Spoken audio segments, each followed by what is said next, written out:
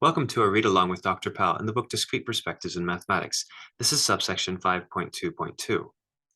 On our isomorphism preserves module structure, not just addition structure, but module structure. What's a module structure? It's like with an outside multiplication.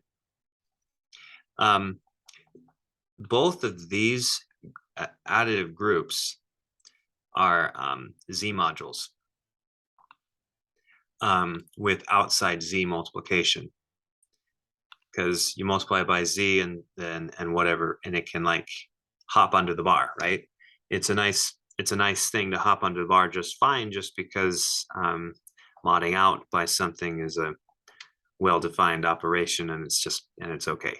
So what we want to show is that this structure, this Z module structure, is preserved. Okay.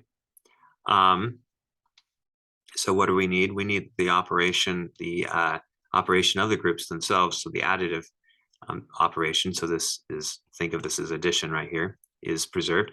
And we also want the outside multiplication to be preserved. So like we have a map like this, okay.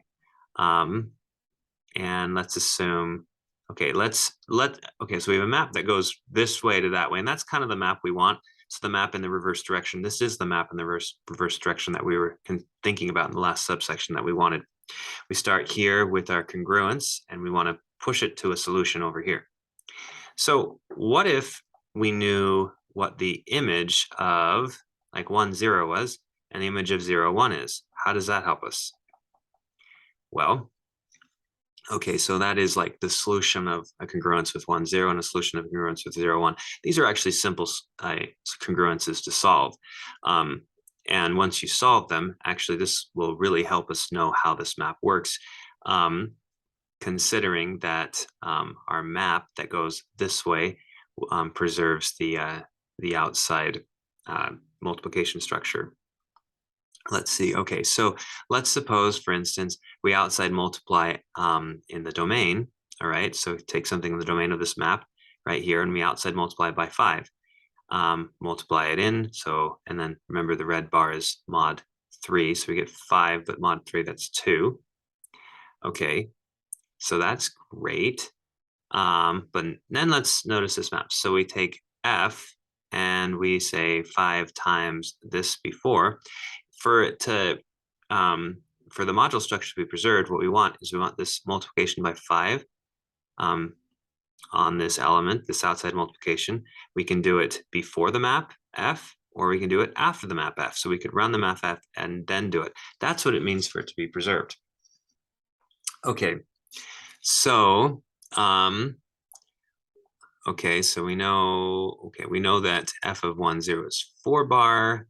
Then okay, then what we could do is we could say F of 2, 0, all right? And let's just check this out.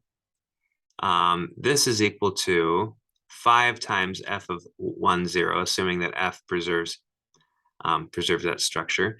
And then we have 5 times now 1, 0. Remember, that was 4 bar, so 4 bar.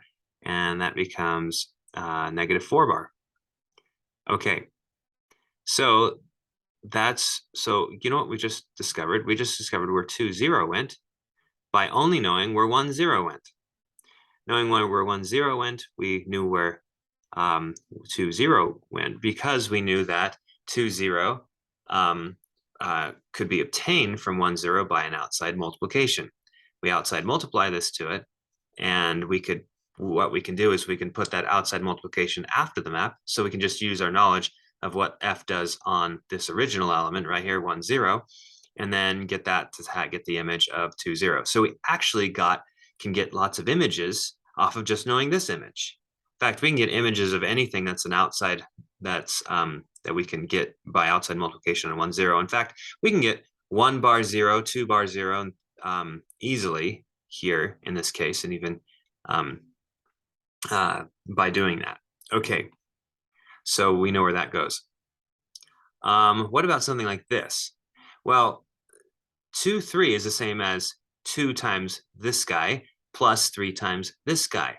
Now we're going to use the fact that F is a module map, that it splits across addition an outside multiplication. And then what happens there when we do that? Then we know where this guy goes. It goes to 4 bar. And let's see, this guy, all right, let's suppose we know that this one goes to -3 bar. So if we know where this one goes to 4 bar and this one goes to -3 bar, then we can just do the outside multiplications on them. We get -1 bar, and that is exactly where 2, 3 goes. It goes to -1 bar.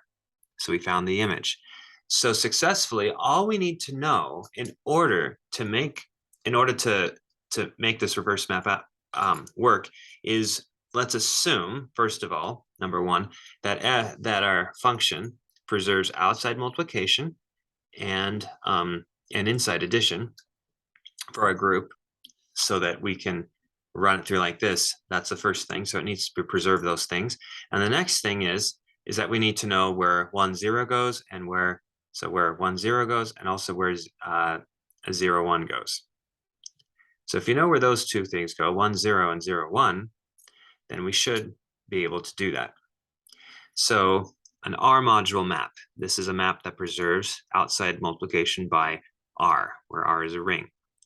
Okay, and that is such that the operation of the group, so if it's addition, this would be addition, is preserved.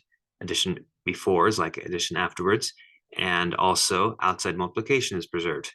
Outside multiplication before is also the same thing as outside multiplication afterwards. So if you do that, then you're great. Then we can run these ideas through, and we'll keep going and discussing these ideas in the next subsection. Thank you for watching.